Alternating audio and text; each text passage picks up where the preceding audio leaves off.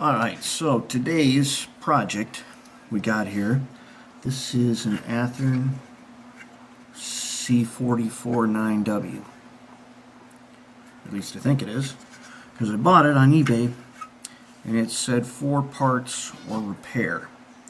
And when I opened it up, I found that no cab, no handrails, no details, and no side frames, no fuel tanks. I did find there was a Northwest Shortline motor in here, and it has been hardwired, although the wiring is definitely coming apart.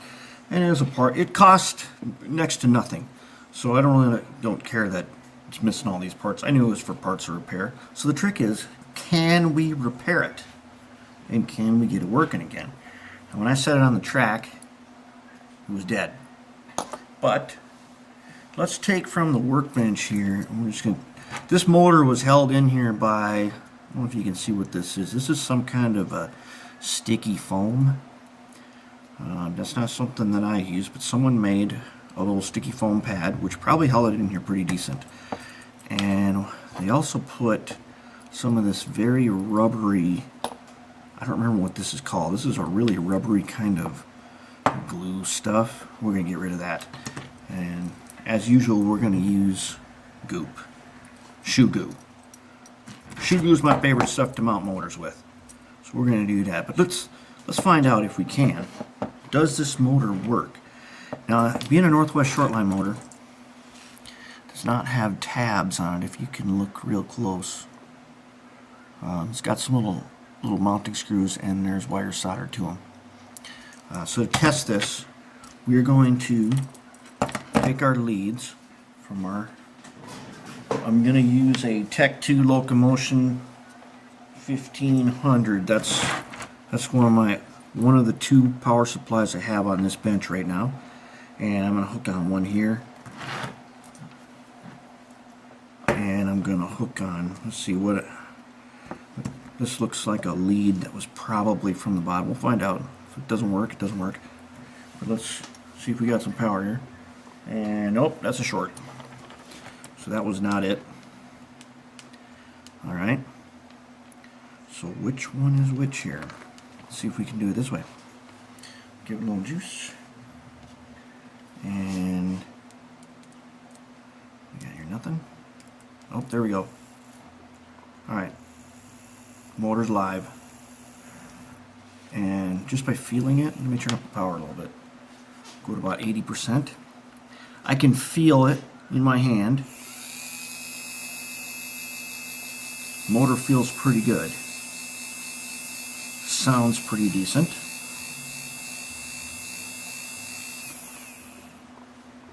Alright, so we're going to reuse the same motor.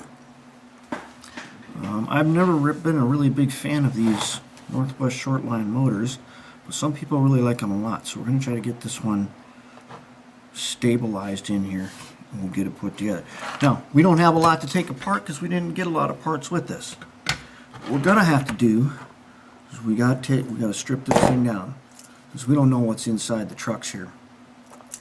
We don't know how they look. We're going to find out. Fortunately, this is one like the tunnel motor that we did last week. This has a really super easy breakdown. And first, let's get the motor out there. So we'll take our little solder pencil here. Should be good enough to get this guy. We're going to get rid of these wires. And we're going to use that same wire that I've been using in the other videos. We're going to use this Strive gauge, or Strive Day 30 gauge wire that I really like. I found it on Amazon. I think that's what it's called. I think it's just called Strive Day 30 AWG. That's what I seem to remember. You get a lot of it, so it's lasted me for quite a while. Alright, let's see if we can get this thing heated up here. Alright, we got one. There's a really big bead of solder right here. And I don't know, we're probably going to take about half that solder off. And there's, on this one that I'm doing now, there's a lot of corrosion. So after it was soldered, it wasn't cleaned. There's a really big bead on here making it hard to heat up. Getting there. And there we go. Okay. I don't like a lot of solder on my posts. I like it pretty smooth. That makes it a lot easier to remove it. When you want to take the wires out, next time it gets rebuilt, makes it a lot easier. It's cleaner too. Alright. So now if you've got one of these and you got it down to this part here, someone has already painted the inside of the trucks here, which is nice. We don't have to do that then. I don't recall them coming this way. I'd have to look at another one that I have to find out. The other thing I don't really remember, these wheel sets remind me a lot of old school Athearn wheel sets. So I don't know what really to make of these. Now, here's a nice thing. One of the things that we did on both our SDP40, remember how we drilled out the side frames? And on our SD40-T-2, we cut down these interior side frames so that the middle axle could do this. See that? That's really important that we get that wobble in there. And the reason that's important, if you haven't watched any other videos, is on a 3-axle truck, you don't want the full weight of the locomotive to ever rest on all 3 axles while crossing an uneven section. If you do that, remember, you'll have 3 points of contact on an uneven section. 2 points of contact count. That third point is going to lift up and you will go off the track. You'll skid right off the track. So by having this one float in the middle, gives you kind of this rough track negotiating ability that you really want to have. So this one's pretty good. And I think we're probably going to leave it at that. So that's kind of nice. I was expecting this to be quite stiff, like I usually find. Alright, so how do you take these apart? Well, what we've got here is in here where the worm gear is, there's a little plastic clip that goes over the top of it. And we're going to take the screwdriver here off to the side, just give it a pop, comes right off. Now we're going to lift out the worm. Be very careful not to lose these nuts, but inside here there is, you can see this, see that? There's a tiny washer there, thrust washer.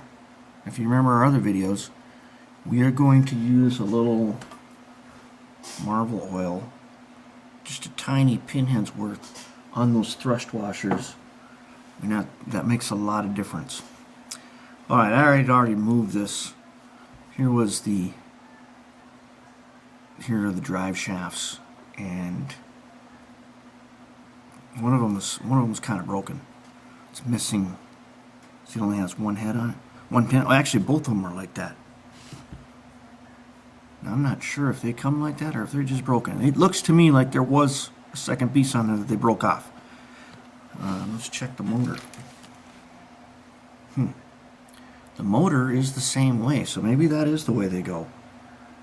If on other locomotives where they have 2 pins, one on each side, it's a pretty easy fix to fix that. You can drill a hole through it with your pin vise real easily, and you can stick a piece of brass wire or piano wire through there that's about that thick. That's not a problem at all. I don't think we have to do that here, so we're not going to worry about it. Now that we got the worm gear out, if we lift up, this truck comes right off. Here's the thing that's different about these from older Athearns, is this plate here, where it picks up power from the frame, is flat. On the older ones, they had a pin in here, and there was a hole in this to keep it on there. These are a little newer than that, and they use that plate there. they still pick up power from the frame. So the frame is live. Now on the, this is would have been the front, because here's the headlight bracket, and before this was hardwired there would have been one of those spring clips in here. I'm probably going to get rid of this, and we're going to take our power not from the frame but directly off these, off the interior of the trucks here. This is metal, and we can solder to that, and we'll get some wires directly to that. That's so much easier than the other method of drilling a hole and putting in a screw that you can solder to its head. That's the way I used to do it when these are not so easy to solder to, like really old ones. But we can solder directly to this, so no problem. Now, what are we going to do about side frames? So, replacement parts for this, not like the old days. They ain't that easy to come by. So, let's take out the other worm, just take off the other truck. So, I don't know what we're going to do about side frames, but I have an idea. I have a dummy from what I think is an Athearn tunnel motor. Now it has these side frames on here. Now they are EMD side frames, and they don't really go on a GE, but since this is for parts or repair, I don't care, because I'm not gonna remake this dummy into something. These side frames, though, let me show you something. Athearn has standard parts for its locomotives, and these side frames will fit on here. Just about right here they line out. We got on the wrong side. Or I got the wrong side frames, don't I? No, they go on there. Okay, here we go. We're going to use an EMD truck. Now, if this, there's one other thing I can do too. I can take the guts out of this, and I could use this truck in its place, because it will work just fine. Even if they're not exactly the same, they're close enough that they will work on here. And so that's how we're going to do it. Yep, we are going to have a C44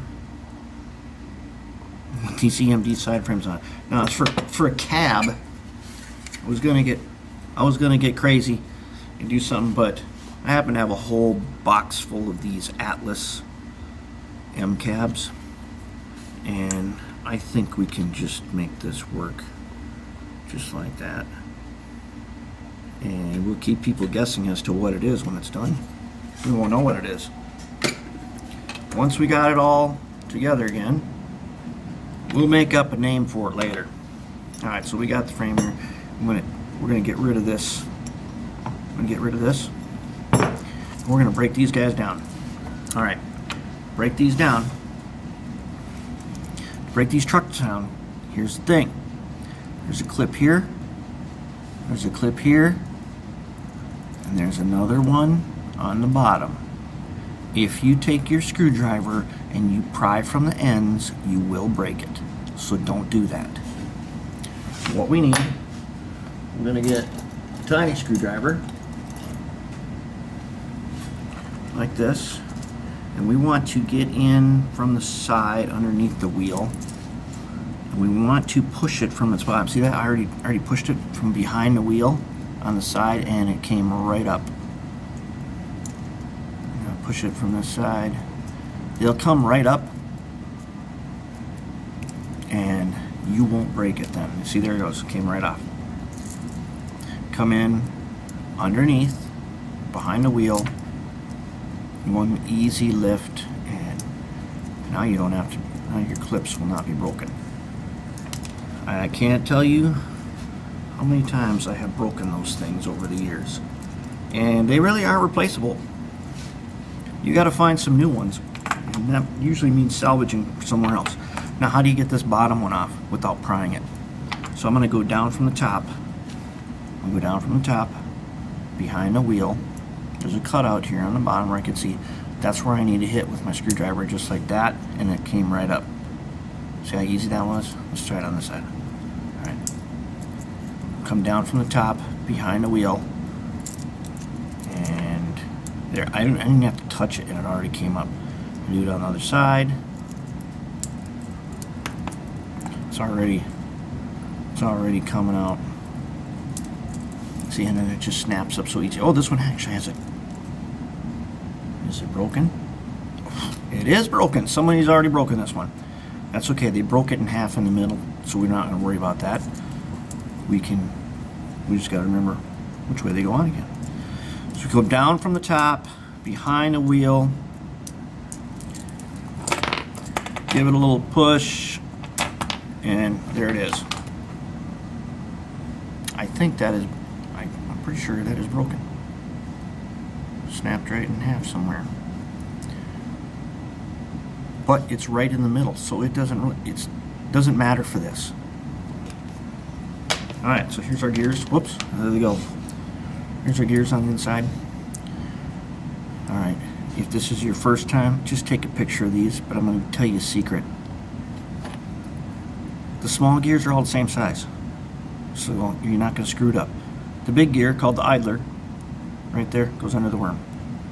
Alright, now this one's pretty nice. It's clean. There's not any lube at all in here. I don't think we even have to wash it. We will probably just lube this and put it back together. But we're going to probably solder on our wiring first. Alright, so we got these guys apart. Let's go on to the next truck. So let's do our first. Remember this, we go in behind the wheel, lift up, and out with the clip without breaking it. Okay, let's see, a tiny little screwdriver. The screwdriver is the length of my finger, so that's how small it is when I'm using just a regular old jeweler's set. You know, you get it any hardware store, sometimes in the dollar store. Okay, behind the wheel, lift up, and it's out. No broken pieces. Okay, now we're going to do this one. This one does not appear to be cracked from the outside here. So I'm going to go down, flat blade behind the wheel, and gently, I'm going to, there's one. Gently, there we go, right off. And it's in one piece. So that other one was broken. Alright, wheel sets out. There we go, all apart. Okay, I'm going to show you something about these wheels. Something that I know about these wheels that you might want to know about. These wheels come apart really easy. You know what that also means? It means a lot of times they're out of gauge. So we're in the next part we are going to go through and we're going to gauge these wheels. Then we are also going to probably put a little graphite paint on here, kind of a touch of weathering. Unlike the old wheels, there's no pickup from this little axle point, so we don't have to worry about cleaning it off after we paint it. And we're probably going to use a little tacky glue once we got this thing in gauge. We're going to use our NMRA gauge, get the wheel sets in gauge, and then put just a touch of tacky glue in there to hold it, just a pinhead, and without affecting the rotation. We want to do that without affecting the rotation of this little nut right here.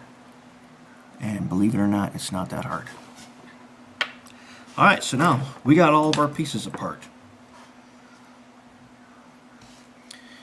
Looks like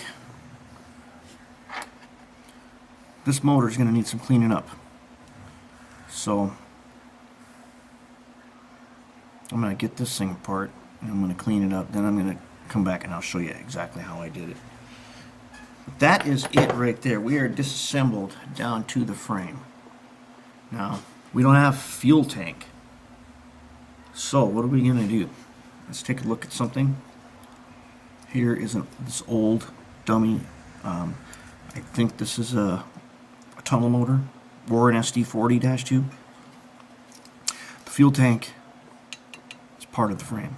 On these, they had plastic side fuel tanks, and this cutout here is for air tanks. So I can think offhand of two ways that we could do this. One, I can take Bondo and fill this up, and then Bondo's, right after you put it on, right after it sets, you can shave it with a flat blade X-Acto and shape a fuel tank. That's pretty easy to do. Or two, I'm going to check my junk box. I think I got some fuel tank sides. And if I can find something really unusual for this, as long as it's going to get all kinds of different parts anyways, we'll put something unusual on it. Alright, and I can see here they did this remotoring project. They did a little bit of cutting on the frame here to fit this motor in here. And we'll deal with that. We'll deal with the space where the motor goes, and then we'll get this sucker back together. Then we'll worry about doing some details. Alright, on to the next part.